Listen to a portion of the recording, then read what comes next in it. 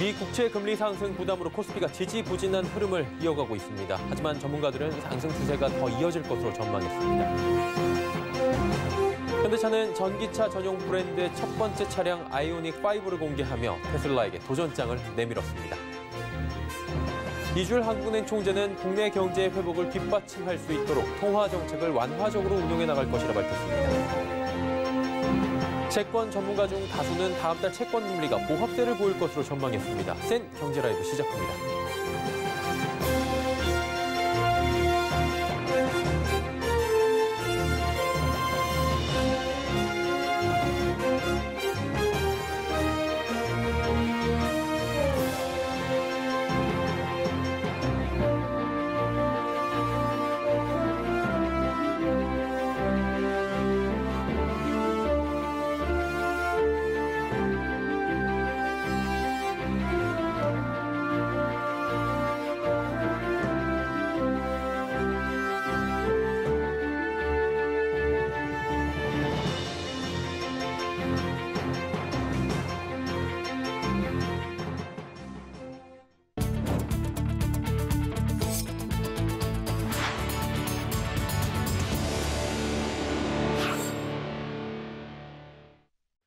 시청자 여러분 안녕하십니까? 센 경제라이브 서정덕입니다. 연초 가파른 상승세를 보이던 코스피가 지지부진한 흐름을 이어갑니다. 오늘도 0.31% 내리며 3,070선에 장을 마감했는데요. 미국의 국채 금리가 상승하며 증시에 부담을 주고 있다는 우려가 나오고 있는 겁니다. 하지만 전문가들은 금리 상승 이슈가 증시의 일시적 조정을 야기할 수는 있겠지만 상승 추세를 꺾을 만한 걸림돌은 아니라는 분석을 내놓습니다. 김혜영 기자입니다. 코스피 지수가 0.31% 하락한 3,070선에 장을 마쳤습니다. 기관과 개인의 동반 매수에도 외국인의 매도 공세, 상승과 하락을 오가며 큰 변동성을 보인 하루였습니다. 코스닥 지수는 1.85% 급락한 936선에 마감했습니다. 최근 증권가에서는 증시 하락을 부추기는 요인으로 가파르게 오르고 있는 미국 채권 금리를 주목하고 있습니다. 간밤 미국 국채 10년물 금리는 1.36%까지 고점을 높이며 3주 연속 상승세를 기록했습니다. 이 같은 금리 상승에 긴축 발작 경계감이 확산되고 있는 겁니다.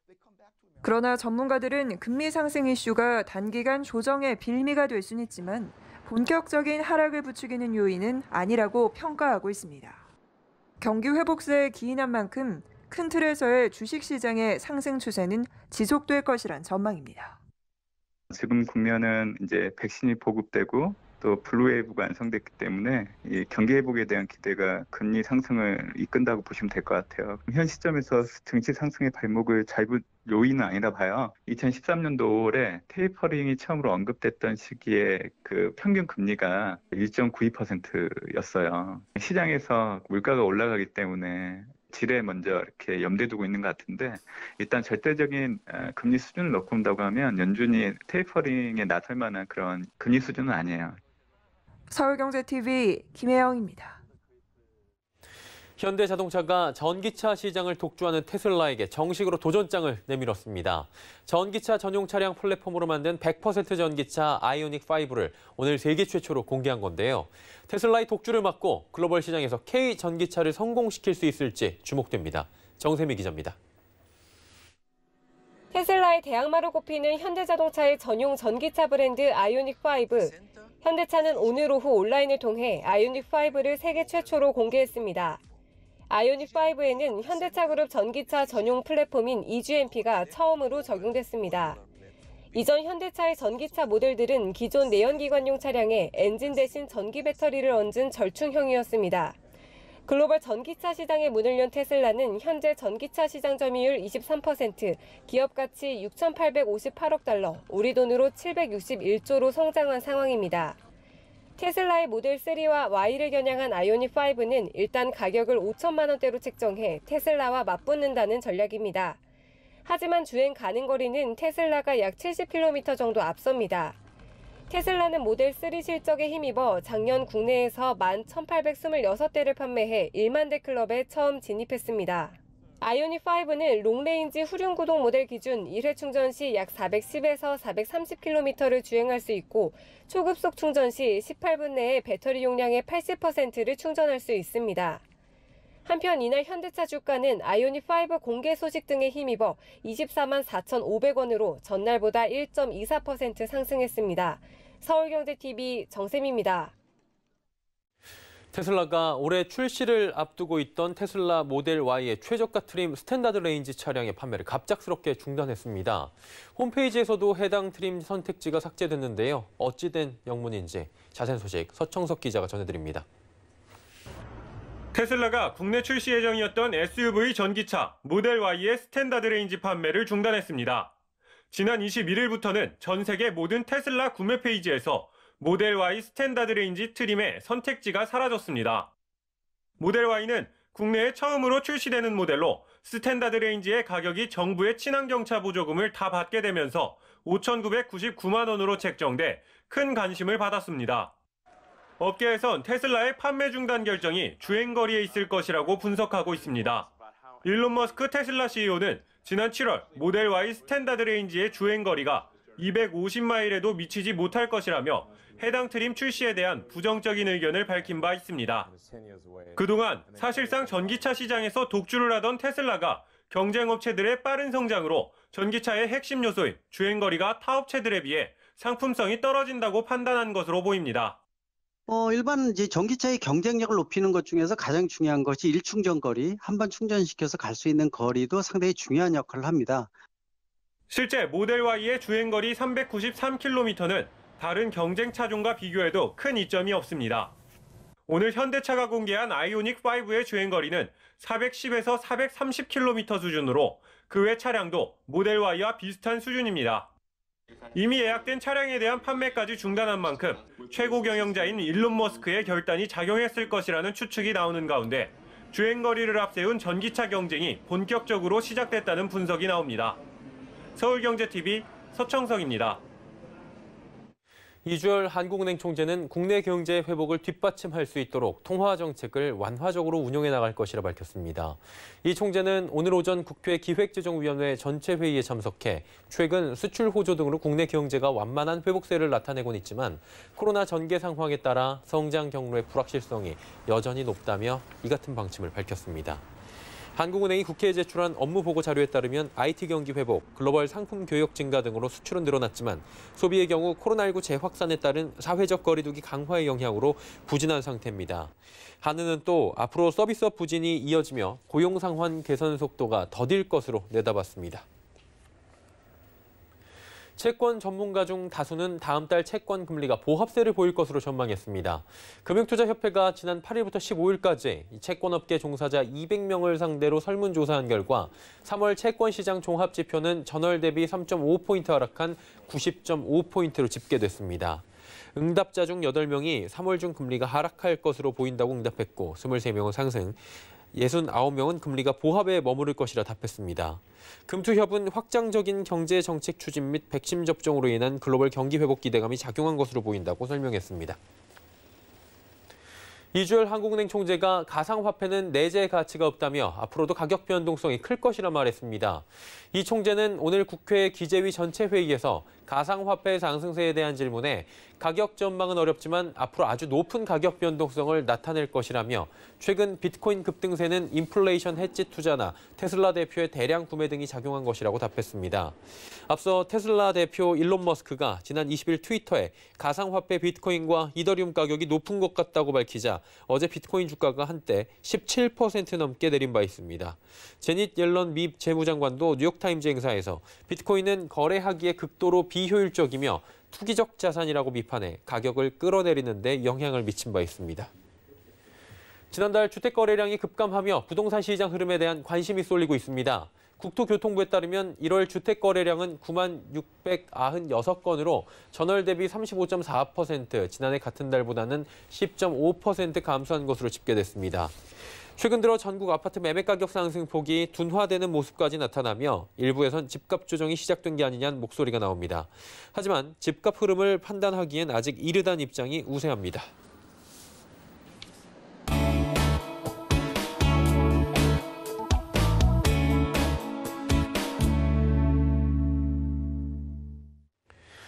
다음 달 공공재개발 2차 후보지 발표를 앞두고 서서히 윤곽이 드러납니다. 노후도 기준이 미달됐다고 서울시에서 신청서를 되돌려보낸 구역만 해도 벌써 30곳이 넘었다고 합니다. 또 이 과정에서 서울시가 도저히 통과하기 어려운 기준으로 노후도를 책정한다라는 불만의 목소리도 나오고 있죠. 자, 과연 어떤 이야기인지 부동산부의 지혜진 기자와 좀 더 자세히 알아보도록 하겠습니다. 나와 있습니까? 네, 안녕하세요. 탈락지 이야기부터 좀 들어보겠습니다. 공공재건축과 다르게 공공재개발은 지금 시장에서 굉장히 뜨거운 관심을 보이고 있는 곳입니다. 신청지가 60곳, 70곳에 달하기도 했고요. 후보지 선정 코앞에 두고선 절반 이상이 탈락한 상황이라고 하는데 조금 더 자세히 전해주시죠. 네, 말씀하신 대로 70곳의 사업 예정지가 공공재개발에 신청했는데요. 지난달이죠. 흑석 2구역, 공천 1구역 등 8곳이 1차 후보지로 선정됐습니다. 70곳 중에서 조합이나 추진위원회가 있는 14곳 중에서 선정한 결과인데요. 그 다음 달이죠. 3월에는 남은 신천지 중에서 후보지를 선정하기로 돼 있습니다. 56곳이 남은 셈인데요. 논란의 여지가 남아있긴 하지만 56곳 중에서 우선 서울시가 도시재생 사업을 했던 곳은 탈락했습니다. 여기까지는 잘 알려진 사실인데요. 그런데 이번엔 노후도 자격 미달로 신청지들이 무더기로 탈락했습니다. 이에 서울시 기준이 너무 까다롭다는 이야기가 나옵니다. 은평구는 공공재개발에 신청한 8개 구역 모두 노후도 요건이 미달돼 탈락했고요. 최근엔 성북구에서도 성북 5구역 등 4개 구역의 신청서가 반려됐습니다. 이외에도 양천구, 용산구, 중랑구에서 노후도 기준을 채우지 못한 구역이 나왔습니다. 현재는 56곳 중에서 남아있는 곳은 20곳 정도에 불과합니다. 지혜진 기자가 직접 성북 5구역 다녀온 걸로 알고 있는데 현장 분위기 어떻습니까? 네, 성북 5구역 역시 최종적으로 노후도 요건이 갖춰지지 않아서 탈락했다고 알려졌는데요. 제가 실제로 둘러보니 지은 지 30년이 넘은 낡은 주택들이 구릉지에 밀집해 있었습니다. 마침 전날 눈이 내려서 언덕 곳곳엔 얼음이 얼어 있었는데요. 구청에서 갖춰놨어야 할 염화칼슘도 채워져 있지 않았고요. 소방차가 들어오지 못하는 것은 물론 길이 너무 좁아서 쓰레기도 환경미화원이 일일이 수레를 끌고 다니면서 수거하고 있었습니다. 주민들 이야기를 들어보니 겨울이면 해당 구역에 거주하는 어르신들은 바깥에 나오지 못한다고 합니다. 지난해에만 어르신 2분이 눈길에 미끄러져 고관절 골절로 돌아가셨다고 하는데요. 이뿐만 아니라 휠체어가 지나다니기도 어려울 만큼 골목의 폭도 좁았습니다. 골목 벽 곳곳은 임시방편으로 허물어지는 것을 막기 위해 지지대를 쌓아주기도 했고요. 한 주민은 재개발을 기다리기도 지쳐서 직접 집을 고쳐서 살려고 했는데 집까지 차가 진입하지 못하고 주차 공간도 확보하기 어려워 구청으로부터 건축 허가를 받기도 어렵다고 토로했습니다. 이곳 소유주들은 LH 사전 컨설팅 당시 노후도 84%를 받았고 실제로도 주거 환경이 열악한데 노후도 미달은 말이 안 된다며 목소리를 높이기도 했습니다. 실제로 이곳은 성북 3구역으로 옛날에 불렸었는데요. 지난 2017년 서울시의 직권 해제로 성북 3구역의 재개발이 취소된 뒤 서울시와 행정소송을 벌였습니다. 1심에선 조합이 이겼지만 2심, 3심에서 패소하면서 올해 공공재개발로 전환해 사업을 진행한 겁니다. 그러다 보니 역설적으로 신축 빌라업자가 많이 들어오지 못한 곳이기도 합니다. 서울시와의 갈등이 변수로 작용해서 언제 다시 재개발이 추진될지 몰랐기 때문인데요. 공공재개발 추진위원회에 따르면 이들 지역에서 2017년 이후 지어진 신축 빌라는 단 한 채에 불과합니다. 들어보니까 성북 5구역의 노후도가 84%입니다. 수치상으로 볼 때 굉장히 높은 수준인 건데 왜 떨어진 겁니까? 3월에 발표되는 후보지의 노후지를 산정하는 기준이 2015년부터 도입된 2025 도시 및 주거환경정비 기본 계획이어서인데요.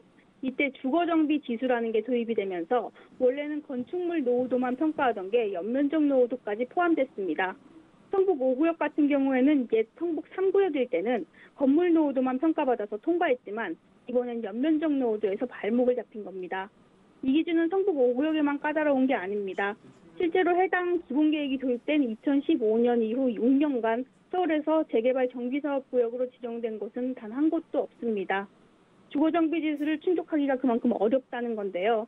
대지 면적 10만 제곱미터 이상, 건물 노후도 3분의 2 이상, 연면적 노후도 3분의 2 이상, 주민 동의율 소유자의 60% 이상, 토지 면적의 50% 이상 등입니다. 이렇게 1단계를 통과해도 2단계 기준 점수인 70점을 충족하는지 여부도 가려냅니다. 시간도 오래 걸리고 통과하기도 어려운 이유입니다. 네, 문제가 지금 정부가 공공 재개발을 통해서 약속한 물량이 4만 가구가량입니다. 목표 물량 달성되겠습니까? 사실 2차 공공재개발 후보지가 정부가 약속한 4만 가구를 충족할 수 있을지를 결정지을 전망입니다. 지난달 발표된 1차 후보지들은 소규모가 많아서 8곳을 합쳐도 4,700가구에 불과한데요. 4만 가구에서 10%를 조금 넘는 수준이라서 3월에 포함되는 신규 해제 지역에 면적이 큰 사업지들이 몰려있는 만큼 이곳에서 많이 4만 가구를 충족해야 되는데, 그러나 여기에서도 기존의 소유자 수를 제외할 경우 순수하게 증가하는 가구 수가 4만 가구가 되기는 어려워 보입니다. 남은 구역들이 주거정비 지수를 맞출 수 있을지도 지켜봐야 합니다. 예, 곳곳에서 일고 있는 공공재개발 사업 잡음들에 대한 이야기 상세히 들어봤고요. 오늘 말씀 여기까지 듣겠습니다. 부동산부의 지혜진 기자였습니다. 고맙습니다. 네, 감사합니다.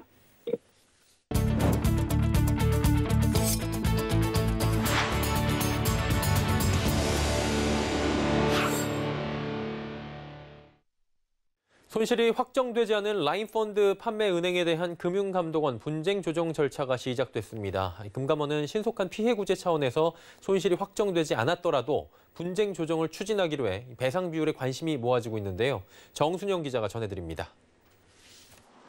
금융감독원은 오늘 라인펀드를 판매한 우리은행과 기업은행을 상대로 분쟁 조정위원회를 열었습니다. 라인펀드 판매 규모는 우리은행이 2,700억 원, 기업은행이 280억 원. 손실이 확정돼야 손해배상을 할 수 있지만 라임 사태 손실 확정까지 오랜 시간이 걸려 판매사 동의하에 추정 손해액을 기준으로 분쟁 조정을 하기로 했습니다. 이에 따라 라임펀드 판매사들은 미상환액의 일정 비율을 우선 배상하고 손실액이 확정되면 추가 상환액 배상 비율에 따라 정산하게 됩니다. 금융권이 예상하는 기본 배상 비율은 50에서 70% 수준. 손실은 확정되지 않았지만 신속한 피해 구제를 위해 최소 50% 이상의 배상 비율이 책정될 것이라는 관측이 나옵니다. 이미 배상 비율이 나온 KB증권의 경우 60%로 결정됐고 투자자별로 투자 경험 등에 따라 40에서 80% 비율로 자율 조정이 이루어졌습니다. 일각에서는 은행 투자자의 보수적인 성향이 높아 우리은행과 기업은행의 평균 배상 비율이 KB증권보다 더 높게 나올 것이란 예상도 제기됩니다. 분조의 수용 여부가 25일 열리는 재재심 결과에 영향을 미칠지도 관심입니다. 라인펀드 판매 은행들이 분조의 결정을 수용해 신속한 피해 구제에 협조할 경우 재재심에서의 징계 수위가 낮아질 수 있기 때문입니다. 금감원은 손태승 우리금융회장에게는 직무 정지를, 진옥동 신한은행장에게는 문책경고 중징계를 각각 통보한 상태입니다. 서울경제TV 정순영입니다. 최태원 SK그룹 회장이 서울상공회의소 회장으로 공식 선출되며 국내 4대 그룹 총수가 처음으로 대한상의 회장을 맡게 됐습니다.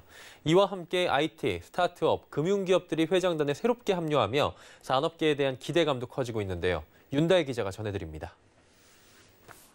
서울상공회의소는 오늘 오전 열린 24대 정기의원총회에서 최태원 SK 회장을 차기 회장에 선출했습니다. 최 회장은 회장에 추대된 후 인사말을 통해 매우 어려운 시기에 상위 회장을 맡는 것에 대해 망설임과 여러 생각이 있었지만 무거운 중책이라고 생각한다면서 서울 상위를 이끌어 나가며 견마지로를 다하겠다고 밝혔습니다. 최 회장은 관례에 따라 다음 달 24일 의원총회를 거쳐 대한상공회의소 회장직도 맡게 될 예정입니다. 서울 상위와 대한상위 회장 임기는 3년이며 한 차례 연임할 수 있습니다. 4대 그룹 총수가 대한상위 수장이 되는 건 이번이 처음입니다. 재계에서는 최 회장이 앞으로 기업들의 구심점이 돼 정부와의 소통을 강화할 것으로 기대하고 있습니다. 현 정부와 여권의 기업 정책이 규제 일변도로 흐르는 상황에서 최 회장의 대한상위 회장 취임은 분위기를 바꿀 수 있는 전환점이 될 수 있다는 관측도 나옵니다. 한편 서울상위는 최태원 시대를 맞아 회장단 개편도 진행했습니다. 김범수 카카오 의장과 김택진 NC소프트 대표, 김남구 한국투자금융지주 회장 등 7명이 부회장직을 맡았습니다. IT 스타트업, 금융기업들이 회장단에 새롭게 합류함에 따라 전통적 제조뿐 아니라 새로운 산업을 포함한 다양한 이슈에 대해 산업계 목소리를 낼 것으로 기대됩니다. 서울경제TV 윤다희입니다. 삼성전자는 사람 눈에 가깝게 자동 초점 기능을 강화한 이미지 센서 신제품을 출시했다 밝혔습니다. 이미지 센서는 카메라 렌즈를 통해 들어온 영상 정보를 전기적 디지털 신호로 바꿔주는 반도체를 말합니다. 이번 신제품은 업계 최초로 듀얼 픽셀 프로라는 고난이도 기술이 적용돼 가로 무늬가 많은 피사체나 배경을 찍을 때 자동 초점 기능이 더욱 향상된 것이 특징입니다. 또 기존보다 픽셀 크기가 커졌고 4개의 픽셀을 하나로 묶는 기술을 활용해 어두운 곳에서도 밝고 또 선명한 사진 촬영이 가능합니다. 장덕현 삼성전자 부사장은 신제품은 매우 정밀하면서 선명한 사진을 모두 찍을 수 있고 자동 초점 기능까지 강화됐다며 다양한 모바일 사용자들의 요구를 만족시킬 수 있는 혁신적 기술을 모두 담았다고 소개했습니다. B2, 또 영끌 등으로 지난해 가계 신용이 126조 원 가까이 급증하며 역대 최대 기록을 갈아치웠습니다.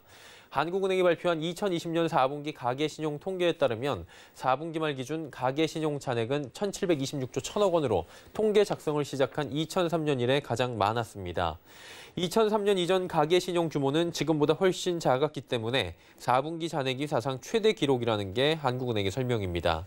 4분기 가계 신용은 2016년 4분기, 2020년 3분기에 이어 세 번째로 많이 증가했습니다.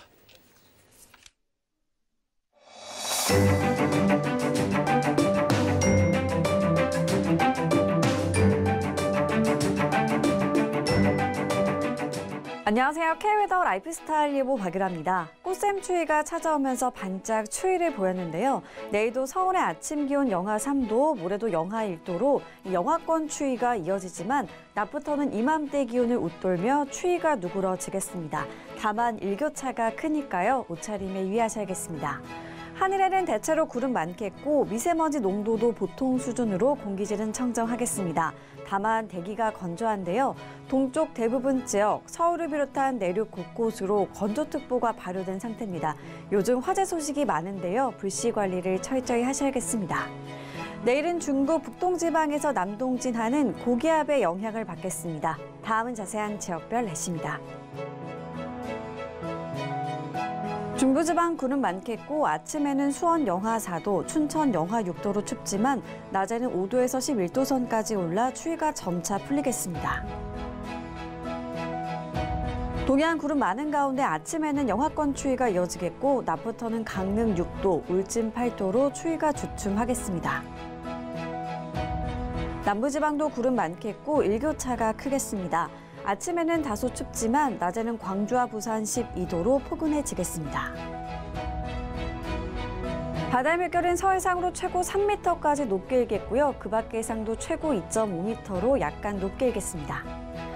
요즘 날이 건조해서 비 소식이 궁금하실 텐데요. 목요일에는 충청 이남으로 비가 오겠고 남부지방은 금요일까지 이어지는 곳이 있겠고요. 주말인 일요일에는 제주와 남해안에 비가 시작돼 다음 주 월요일에는 전국에서 비가 오겠습니다. 한편 금요일부터 당분간 큰 추위 없이 온화할 것으로 전망됩니다. 날씨였습니다. 센 경제 라이브 마칩니다. 함께해 주신 여러분 고맙습니다.